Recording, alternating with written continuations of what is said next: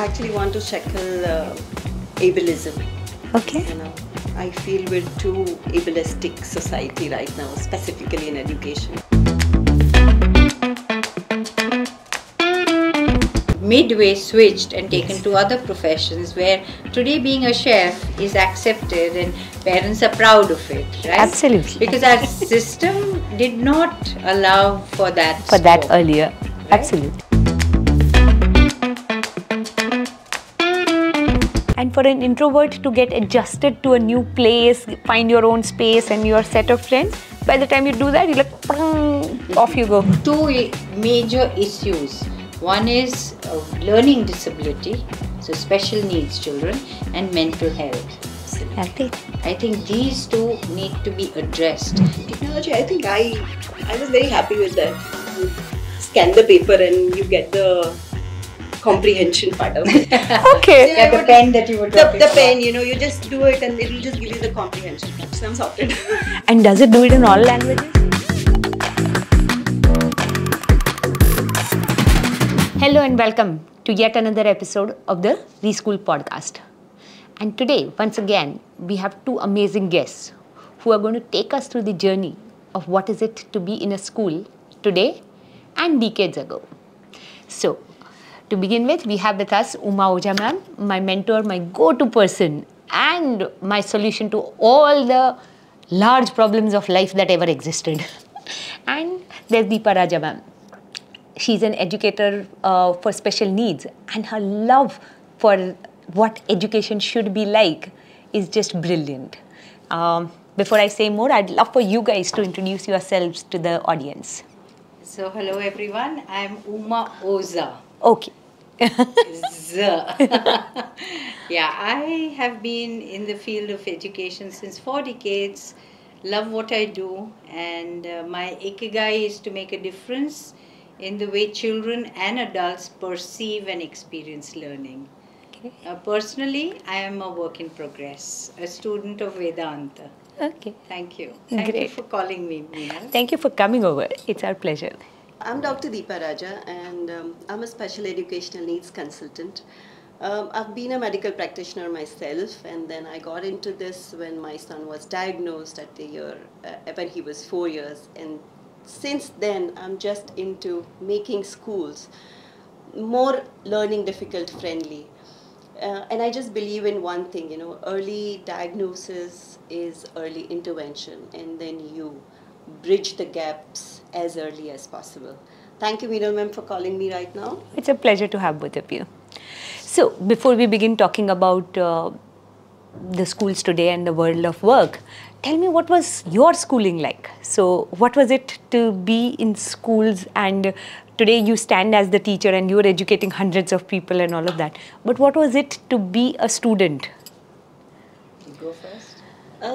For me, I was into a very strict schooling. Okay. We were into a Catholic school and a convent school, so it was always into, we were put into discipline constantly. It's Okay. This, grades, this had to be done, At present, I remember there were so many friends of mine, who had a lot of issues where they were not able to read, but they were always put up in a manner as if, she's lazy or she's just not doing it. So I always felt, it was a very strict regime, and the teachers were not that approachable. Okay. We had a distance, and we just had to follow. So it was more of that, a following from a teacher. Okay. That was my experience. I would have wanted schools to be much more different today. Okay. So, it was a conventional setup in which the teacher was the sage on the stage, and whatever she said or he said was to be obeyed. It was something that you had to be, Absolutely. it was the word full of it. Okay. I'm sure a lot of people have experienced school like that. I was one of them. So, yeah. Yourself? So I've been a product of missionary schools. Okay. My father was on the transfer circuit, so I have been to several missionary schools, but I've had a very happy schooling experience. Okay. What I really liked was that little bit of discipline not authoritarian, but I think that was needed. I think I owe a lot to what I am, who I am, is because of those schools, Okay. And what I loved was that you were encouraged. Co-curricular was such an important aspect of schooling. Okay. Long jump and high jump and shot put, discus throw. Where do you see that in schools today? You don't. Needlework, drawing, and True. I think that was wonderful. Okay. So yeah, they were strict, but I also think they were good. Okay. Yeah. So your experience was that it provided the structure that was very much needed. Yes, I think at that age it was needed. Okay. Yeah. Okay. So then that brings me to the next one. I also, what I really liked was the values that were introduced Okay. through stories and moral science lessons, Okay. where it was not like, value-based class, but the hymns that we learnt in school. Okay. I think they did shape our personalities. And I speak for a lot of my friends whom I'm in touch with, and I think it made a difference to us. Okay, great. So you were saying that the co-curriculars were an integral part of it. It wasn't just like an icing on the optional and something that was just cosmetically laid. It was something that was woven into the program, and while there was discipline and structure, it was the program was holistically designed so as to bring out the personality as a whole and not just develop one side of Completely. Okay. If I could expand a little more, like we used to have recitation competitions where the entire class participated, and it was one division against the other. Okay. You learn teamwork there, that we have to do it, our class has to win. So yeah, I think. And could it be like you enjoyed that? I'm a product of the missionary school. She is. My own experience, while all of this was a part of it, it was very anesthetics. As in, I was just a roll number. I was a side character in a class of 55, 60 who did not matter because there was no way. I am an introvert, so for me to speak up is difficult even today. And back then, it was extremely more challenging. So your experience of schooling, as you put it, is something that you're really fond of and you're grateful for it. But was it because you were also a person who loved the language, the words and all of it, and you took to it like swan takes to a water? I would say I was a topper in the class, or teachers singled me out. Okay. I was one of the many, 55. Okay. But I think it was the sport. I think it's the entire environment, Okay. that made a difference to us. Yes, the numbers were large, but I did find the teachers approachable. Approachable. Yeah. Okay. I did find them very approachable. And some aspects of schooling, like I said, we used to have a separate music class. Okay. And everybody took to music, and the hymns that we sang, I think they left an indelible impression on our minds. True. Yeah. True. I agree, Sana. I was 63, but I was always a leader, from the beginning. And I always felt, every class I had taken up some responsibility. Okay. Till the end that I was, a leader at the end of the whole school, like White House captain, we used to say. But, I always realized that, then you had that pressure to put it up. Live up to leaders. Oh, yes. You have to put it up, and then you realize that, I always that there were like only few of them who got that opportunity, but then the others definitely were the last benchers. Okay. Who never got that attention. True. So, if you could eliminate one aspect of schools today, so both of you are associated with schools very closely, you work with many of them and all of that. If you could eliminate one aspect of schooling today, what would it be?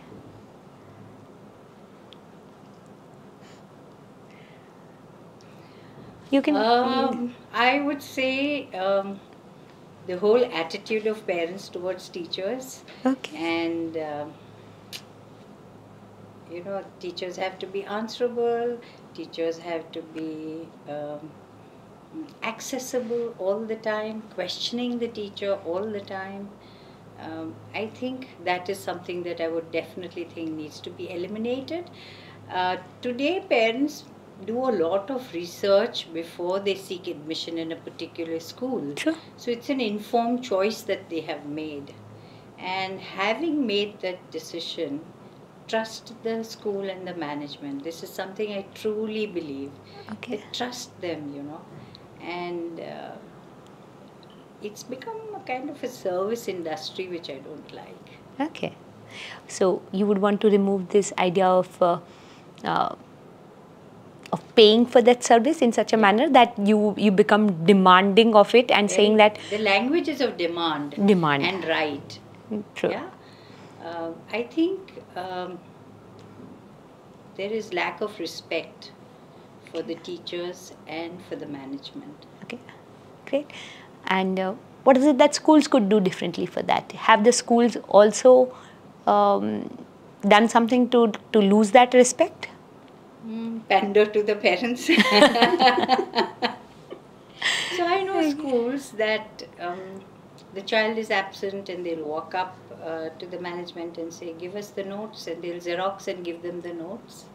Okay. Whereas I think there is a lot of merit when the child sits and writes the notes that he has missed on his own. But I'm putting it more on parents because they're very indulgent. Okay. And that's what I mean when I say there was a discipline which was thought out. True. Right? So if a child has missed class, let him miss his games and sit and make those notes that he missed, because that's where the learning will happen. But when you give him Xerox notes, he misses out on a lot. And it's enabling behavior. He thinks, yeah, my mom can do it for me. I don't need to bother about it. Sure. Yeah. It brings in more a sense of entitlement, of saying that I can goof up but not face the consequences of me goofing up. Yeah. True? Yes. I would actually want to shackle ableism. Okay. I feel we're too ableistic society right now, specifically in education right now. It's just that when you assess a kid, it's more reading and writing, and that's it. Nothing else matters. So I would rather want the whole system to, have the skill-based assessment, not just structured to reading and writing, but a lot of other skills. Like? There are kids who have a lot of other skills in terms of problem solving, but they're not good at reading and writing. Okay. Probably because I'm coming from an area of having learning difficulties or dyslexia. My generally thought process goes towards this. That a kid is always assessed with reading and writing, and never thought about as he has this ability to go take a leadership or speak out or do something other than just academics, So that's never done. So I would genuinely feel, if that is shaken a bit.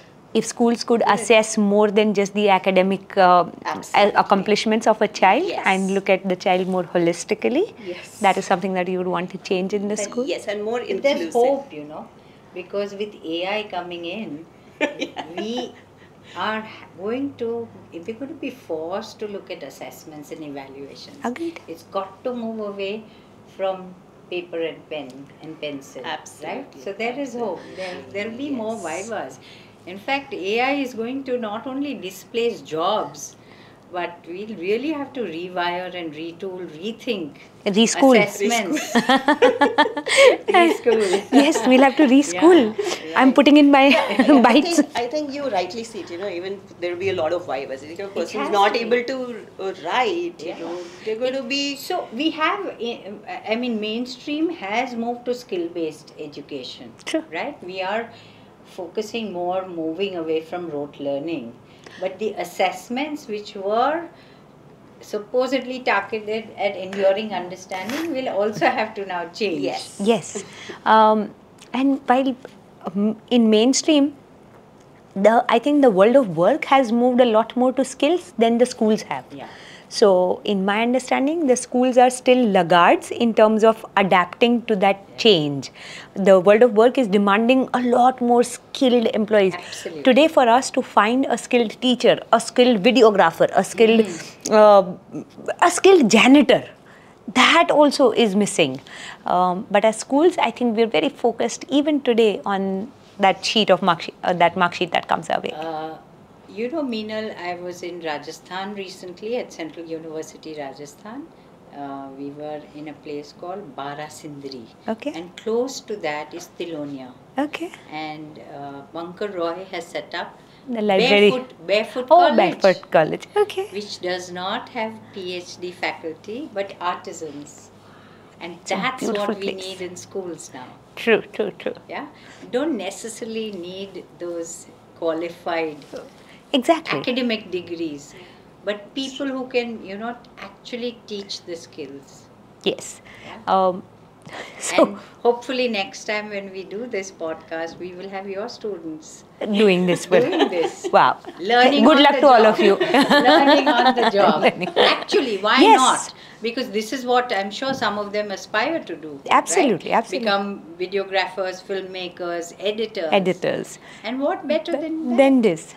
Absolutely. We would love to do that. And as our high school grows and grows, we will have to Yeah. offer these kind of things. Absolutely. Only then will the students remain interested. Otherwise, the students are going to face this idea of saying that this is very different than what I intend to do with my life. And, you know, there's a Yeah. dissonance that sets in. So, I think with just 2 generations back, with your generation, in fact, what has happened is the discipline that they pursued was A, and they have midway switched and taken to other professions where today being a chef is accepted and parents are proud of it, right? Absolutely. Because our system did not allow for that For that scope, earlier. right? Absolutely. So that's good. So Meenal, you mentioned that you were you are a product of a missionary school. Yes, I am. Can you tell me a little more about your experience? My experience of schooling? Yeah. Wasn't there anything that was like good? I'm sure there was. I think as a child, I needed to be heard a little more than what I was. So I think that is what was missing. And I changed about 8-9 schools. So I don't think it was a problem with one particular school. Maybe I didn't spend enough time in one place to be able to even understand the entire system. My father was in a transferable job, like you mentioned, yours. So we kept moving very often. And for an introvert to get adjusted to a new place, find your own space and your set of friends, by the time you do that, you're like, prang, off you go. And then I always had my sister, so didn't need didn't have the need for a lot of friends and all of that. But there's one thing, like you said, that really helped me is my love for language and my grammar Nazism that comes to me. So you don't use Grammarly. No, I don't use Grammarly. Lovely. And I hate ChatGPT written emails. I can literally tell. You can make out, of course. Yeah, you can literally tell. And there were a couple of people in our team who wrote me an email with this, that, and I'm like, I'd rather listen to you than ChatGPT. So that next time they stopped sending me all that. I don't have anything against it. For people who are challenged because of it, I encourage them. There are so many people I've trained to use ChatGPT to get their answers through.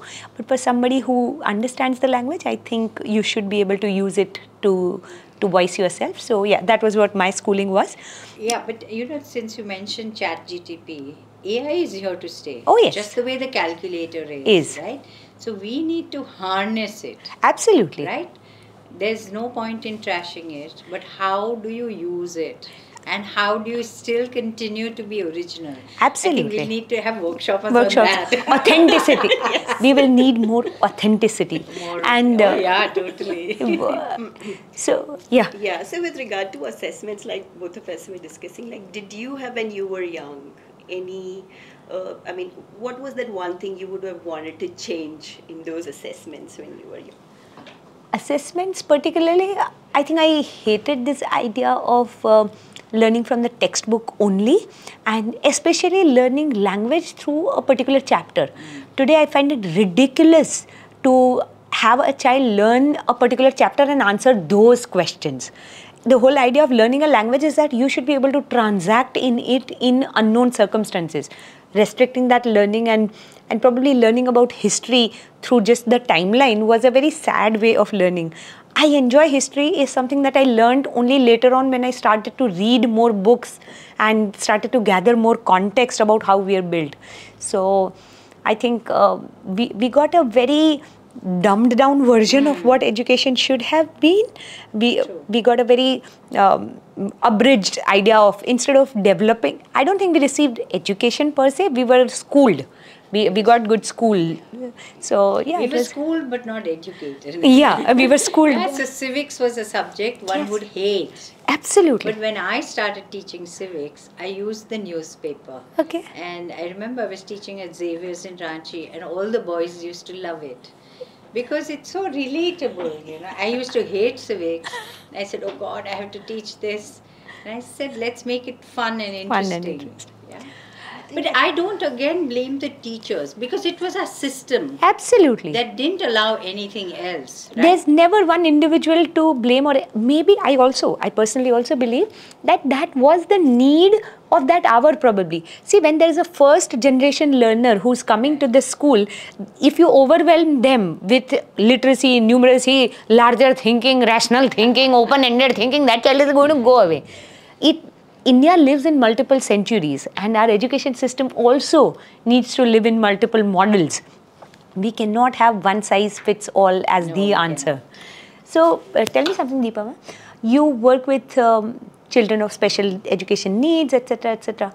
So what do you see schools doing or not doing in terms of, and when you mentioned about ableism, could you expand a little more on that? What is it and how does it manifest? So see, with regard to schools at present, even starting from taking the admission, okay, maybe I can shoot this question to you, like, would you be taking a child once you know that a child has special needs? With sensible labs and you, I would probably give that a try. But a few years ago, definitely it is a challenge, because even if so discriminatory. Yeah, I agree. But even if we didn't have the resources to help that child in the classroom. So yes, these are real challenges. Yeah, I guess so. The basic thing was that there were not ample training given to the teachers, True. So earlier, I still feel right now the teachers are not well trained. Even if you see the ratio is like 1 in 5 children is dyslexic. Wow. But one teacher amongst 10 teachers knows what dyslexia is. So can you see the gap? Okay. So I would definitely want schools to be more inclusive. Okay. Where, as a mother myself, of a child having dyslexia, it was a task for me to take admission. Sure. He would be shunned that no, he cannot read, he cannot write, so he will not be given admission. When you assess him, you realize his IQ is above average. Wow. So I would genuinely want schools to accept, to have that empathy towards children, that they have certain hidden disabilities, because this difficulties are hidden. It's not like a limping leg or a fracture, because it's hidden. A child from outside definitely looks very normal. True. And then you will not realize how a child feels in a group of classroom where all the other kids are able to do everything else so easily.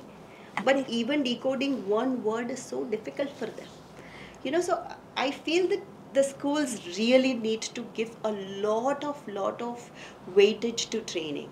Okay. Training teachers, making it more aware society, so that we can actually facilitate such kids. Okay. If you tell me, like, when I'm taking trainings, I would give them names of all the international people who have dyslexias, like Steve Jobs, Richard Branson, Edison, right? All have success stories. Where are Indian people? We've not identified them. We have Abhishek Bachchan now who's come out and said this. No, but I think what you said, society needs to be aware, society needs to accept. There's a stigma. Parents will not accept if the school gets a test done and says, I don't think parents are ready for it also. I agree, ma'am. Yeah, so I think what you said is very right. We need to there has to be awareness. Oh, Two major issues. One is learning disability, so special needs children, and mental health. Absolutely. I think these two need to be addressed, and focus for schools also has to shift to that. Absolutely. Yeah, so it's not just about, I completely understand where you're coming from about a child with special needs, but I'm also talking about a child who's dark skinned. And in our classrooms, we have such a variety of students, you know. That's true. And those who are fair and those who are dark, the complexes that they grow up with, we need to address all that. I think with this, ma'am, I remember there's a nice ad which is coming up on the television right now. You know, there was this couple, the mother is going shopping in one of the supermarkets, and it's a white kid, you know, and there was a black woman shopping exactly near them, and the child was just talking to the mother saying, "Oh, ma'am, look at that woman." All right, and the black woman genuinely, you know, was like little rattled, and she was like, yeah, that what is he telling me? Say, she's so beautiful. You know, and that's, I guess, what the society needs. To be, you know, we need to see beauty in all colors. Absolutely. So, like everything, like even the dark skin, the kid having learning issues, autistic kid, you know, I think everyone, or physically challenged. Absolutely. Right? But today, in the age of Instagram and social media, where you're constantly growing up with a body image of what perfection should look like, how difficult do you think it is for teenagers or young ones to adjust? And you counsel a lot of young ones. You also work with so many students and all of that. So what is it that you've seen and what is it that you've experienced? So this is where all stakeholders have to come in and be on the same page. Okay. Because it can't be just the school doing all the work. Okay. The same message has to go from parents. And I think emotionally secure children will be able to deal with all this. I think I've been telling the parents the same thing, that emotional intelligence is more important than your IQ actually. Yeah, it's proven. Yeah. There's enough research. Absolutely. So, and you realize the grade 1 kid and a grade 2 and a grade 3 kid going to depression, you know. Seriously? Yes. And post-COVID, the influx has been more. Okay. You know, but it's also the consumerism, the materialism, the constant comparison. Sure. You know, parents are doing it with their own 2 children. So and then the onus is on the school only. That cannot happen, right? Yeah, I think parents have to be partners. Agreed. I think she's mentioned. I have, I've observed moms come to pick up preschool children. They pick up the child, they open the bag, they flip through the notebook. Kya zarurat hai? How was your day? Can you ask that first? Did you have fun today? What did you do? And writing is not learning. I keep emphasizing that. Writing is not learning. You write my name in Japanese, I'll copy it. But I still don't know which letter is what. Like what you mentioned, there are so many children who just go through 12, 15 years of schooling without really understanding anything. I have a sibling who now, in hindsight, when I look at it, he was highly dyslexic. The poor chap, he went through his entire schooling being told that you are dumb, that you are, like, he was literally called somebody who had mental disability because it was believed that if you can't score marks, then you are no good, kind of a thing, right? So exactly. And as we grew up and I learned and I understood a lot more about schooling, and I asked him, like, okay, what was your schooling like? He's like, honestly, I have no clue. The only difference I could tell between one teacher and the other was about the maths teacher, because she would come and write numbers. Baki, everything else, all letters were the same to me. I could never really read or understand. Imagine going through this system. Going 15 years. 15 years going through this kind of a... So frustrating. Exactly. And, culturally, we are not even encouraged to express what we are feeling, what we are going through. Oh, no. Repression is to such a... Yeah. It's like it's just amazing. And today, of course, he's doing extremely well for himself, etc., brilliant chap. But for him to be able to live through those years, and even today, those... I'm sure he wants to blot that memory. But it manifests in so many different ways. Yeah. It does. It shows up in all different ways, right? So, yeah. So what's your vision of reschooling? What's my vision of reschooling? I think you'll have to read the book. No, you tell me. I want to hear it from you, from the horse's mouth. So, my vision of reschooling is, in many ways, I try to manifest it at GTS, but a space where children have the courage to express themselves and pursue their own passions. So, imagine a space filled with curiosity, knowledge, learning, and where there is this constant exchange of ideas, but there is also this faith that no matter what I do or what I'm good at or what I fail at, I'll always have an adult who will listen to it. Wow. I will always have somebody who will be there for me. Because I don't think more than that anybody can do anything. It is then each person's life to live for themselves. And then there's this beautiful book, Diva Swapna by Gijubai. Oh, totally. It's a fantastic book. Oh, and what a book. Yeah. And he talks about one Lakshmi Ram who's battling everything. I think at a ReSchool would be a place where you have an army of Lakshmi Rams, where you don't have one single person who's crusading for change. But imagine as school teachers, as school leaders, you had each other's back. And you had people whom you could rely on and trust completely and not feel... safe space. Would that be? A sense of security. Absolutely. And a sense of belonging. That community. And I think those are the things that we talk about in the book. I think a kid only wants that. Absolutely. That courage. For them to blossom. Yeah, that I'm accepted the way I am. And once that's the soil. Then everything else. else.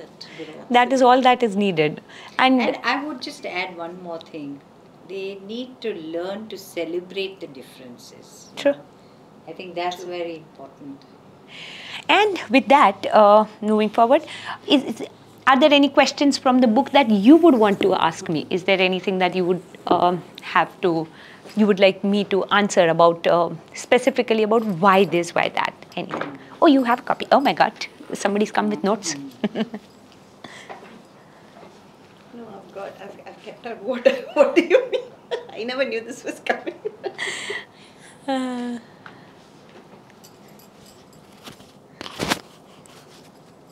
So I see this graphic where you say be a partner. Parenting is new and hard to be a partner.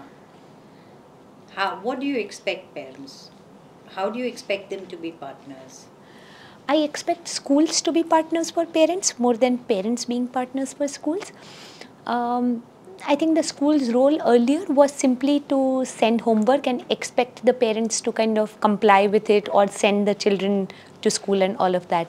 Today the society has changed extremely, where a lot of parents' social life is also dependent on the school children and the parents of other children in the school. So in times like these, I think as schools, we need to train and host a lot of parenting workshops and have an open dialogue with parents about saying, what is it that's happening to your child? Earlier in a household, you had children of all age groups living together. So when a 5-year-old had a problem, there was a 10-year-old who could handhold them. A 10-year-old had a 15-year-old to talk to. That 10-year-old didn't have to talk to a 40-year-old. Today in a nuclear family, no matter how much you are in love with your child and you want to speak to the child, as a 35-40-year-old, you will not have the same perspective on things that, say, a peer would have. So for a teenager today, it's so much easier to talk to somebody who is in their early 20s or late teens than talk to somebody in their 30s and 40s. But where is that happening? Families are now going nuclear and they are small. So as schools, I think if we could just train the parents regularly in saying that, okay, now that they are entering the age of 11, 12 or teenagers, this is what you can expect. This is what is going to happen.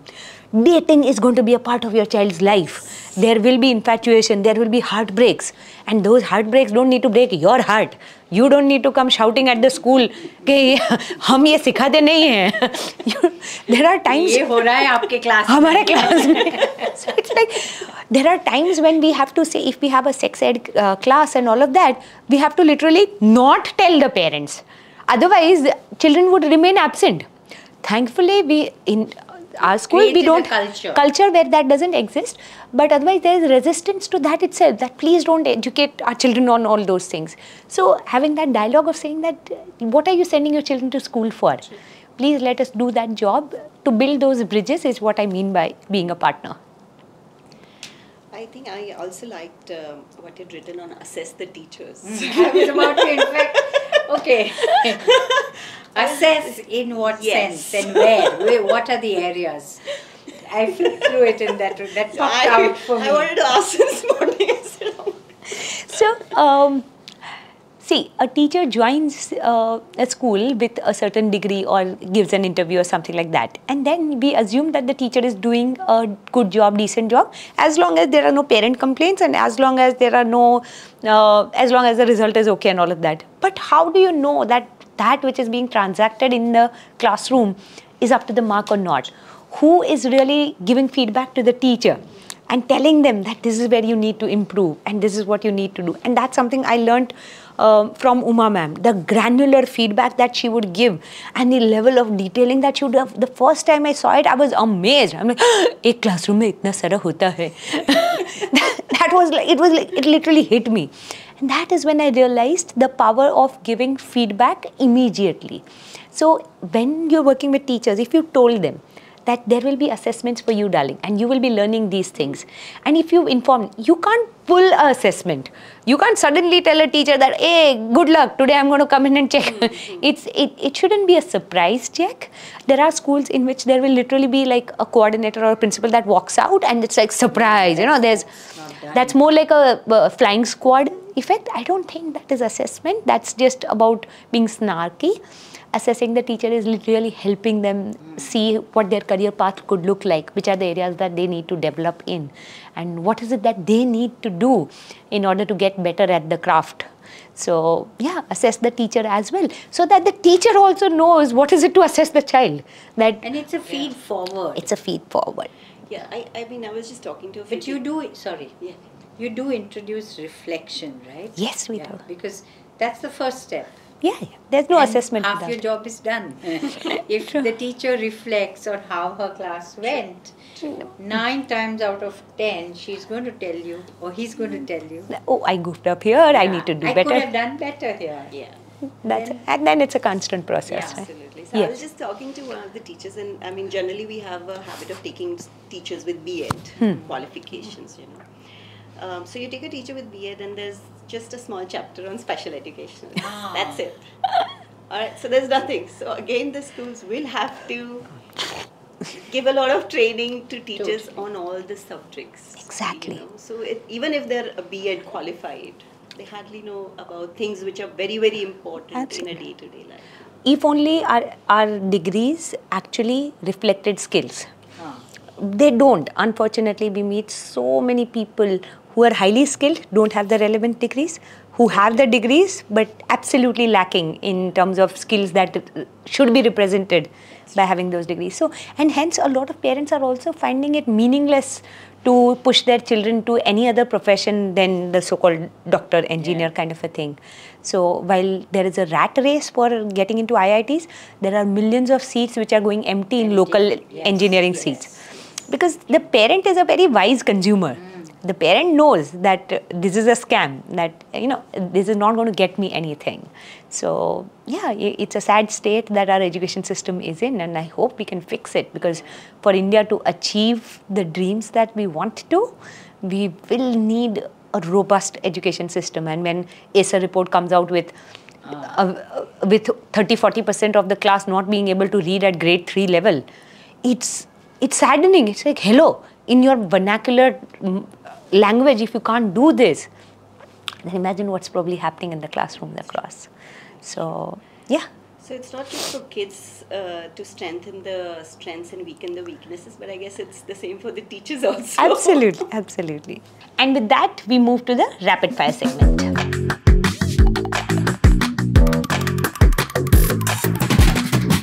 Okay, so I'm going to give you a few teams, and you have to choose. Okay, so are you team Dabeli or team Vada Pav? Team Dabeli. Great. Okay, team almonds or team cashews? Almonds. Cashews. Okay. Early mornings or late nights? Early mornings. Both. You can't choose both. Difficult. Some days I'm an early bird, some days I'm a nocturnal creature. Okay. A Marvel fan or a DC fan? Marvel. Marvel. Absolutely Marvel. If you could be an animal, any animal, who would you be?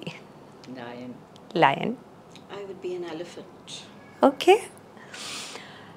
How do you generally spend your free time? Reading. Okay. I would be writing a diary and be with my own thoughts. I need to really structure that. Okay. So you need your own me time kind of a thing. Yes. Okay. And which is the last book that you've read? I am reading. Okay. I'm reading Caste by Isabella. You know, Okay. we think caste system was only in India, Huh. but you can trace it back to the Western countries too. Okay. Yeah. So CASTE. CASTE. Caste. Okay. I started reading The Tethered Soul. Okay. Right? But the last book I've read is ReSchool. Oh, thank you. I love you for that. Okay. What new technology do you think will transform the world? And AI is not an answer that you can give. Technology, I think I was very happy with that. Would scan the paper and you get the comprehension part of it. Okay. Yeah, the pen that you were talking The about. pen, you just do it and it'll just give you the comprehension part. So I'm sorted. And does it do it in all languages? At least 3 for now. 3 They're for now. working on it. I know. Imagine if it could do for all. I think that chip in the brain. Oh, Neuralink is going to be the Yeah, game changer. It's going to be the game Okay. changer. If you could live anywhere in the world, where would you be? Here where I am. Okay. India.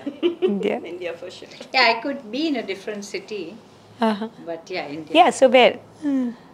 Anywhere, mountains, hills, yeah. Okay. I believe the more you roll, the more you grow. Okay. Exposure really helps. Really helps. I've lived in different cities and I've loved it. Okay. Yeah. Great. So I don't know how long I'll last in Ahmedabad. No, My no. husband and I always thought that will we be able to retire in a place, because there's it's a new beginning. A change is always a new beginning. Agreed. There's so much to look forward to. Agreed. What's one piece of advice you would give to your younger self?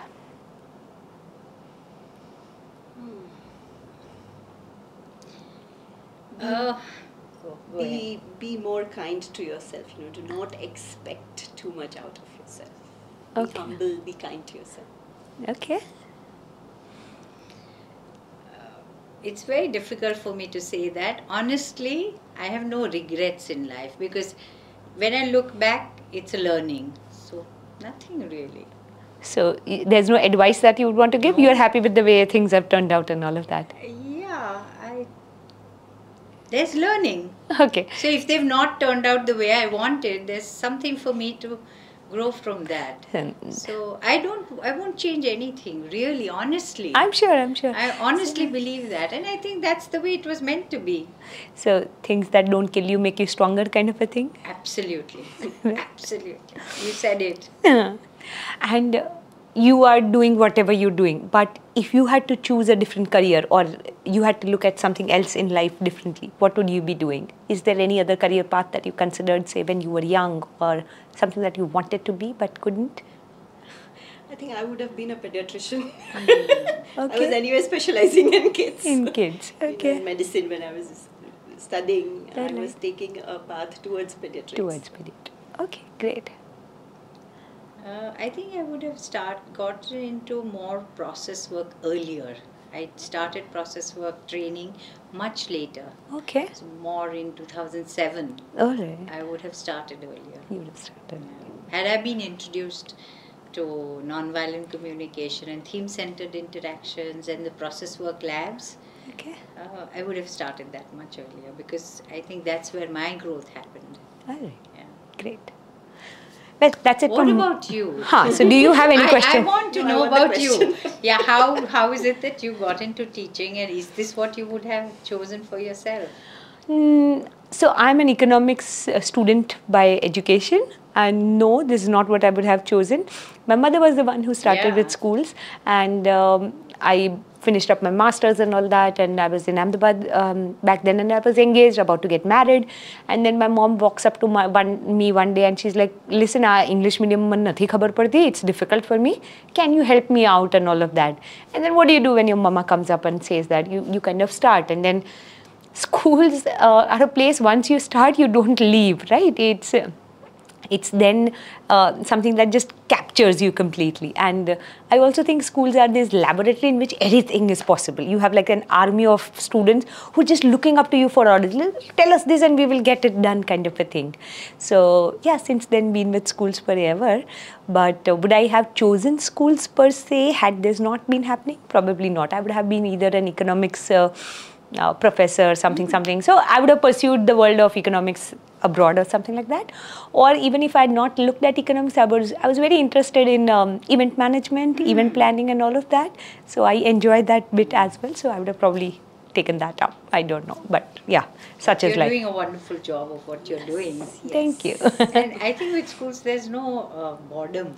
Exactly. Every day is a new day. Oh yeah. There is a routine, and yet there is no routine. No, so I get to practice my event management skills. Yes, I get to practice my economics skills. So I get to do it all. Yeah. True. You get to do it all. Yeah. I think I want to ask you one more thing, but I asked you earlier also, like, see, as we discussed, that there are not many schools are taking, seriously the special educational needs, True. Inclusivity. True. But you did that. Okay. So, was there any thought process again that, you just said, nahi, ye to karna hi hai? Honestly, no. I think the classrooms were very, it was evident in the classrooms that this was needed. And you can sense the trend. You can see that this is not a one-off thing. This is not an aberration. This is increasing the growth rate. The economist in me would be like, this is also increasing. This is not just at a flat rate. This is also increasing. So it's also your USP. Exactly. So we've understood that, and I think that is what helped us begin with this. But more than that, I think schools, when they started, they were supposed to meet the needs of the society. Today, if this is the need of the society, this is what you should be doing, right? It's not about trying this or that. It's about saying what is it that needs to be done, and then getting your hands dirty and getting it done. It's as simple as that. And finding the right people like you. Absolutely. So like this conversation that we are having, probably 10 years earlier or 20 years earlier, nobody would be dreaming of it. Even if you wrote a book, you would probably be having a book talk or something. But this discussion that we are having, we wouldn't be having. But if today the society consumes your content or your message in this manner, then that's you have the way to you do it. Then that's the way you do it. You have to understand what is happening, and then walk with the times. You walk with the times. Otherwise, you are thrown. So we debated very hard for the tagline. So ReSchool ideas for new age. And one of the other taglines that I was very, very desperately keen on was ReSchool or be a relic. I think that was lovely. I've written it at the end. Then I was like so hooked to it that I had to put it somewhere. So I put it on the back page. But when I wrote it, a lot of people came in and told me that really you want to write that? People are not going to pick up your book if that is what you mean. Also, it's at least that was I wish you had talked to me. I would have said go for it.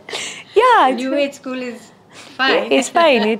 But yeah, people need to be able to understand what's there inside. ReSchool or be a relic was probably not sending the message, or at least that is what I was told. So yeah, I succumbed to it. But my first choice was ReSchool. It's a hard knock on the head. On the head. Which probably people are not ready for. Takes a lot of time, no? Yeah, so it's and like courage. Yes. Yeah, it's like ReSchool or be a relic. People are going to just walk past you. Nobody is interested in you. One thing I keep telling teenagers is, beta, you think the axis of the world rotates around you. Nobody is interested in you. It does. It doesn't.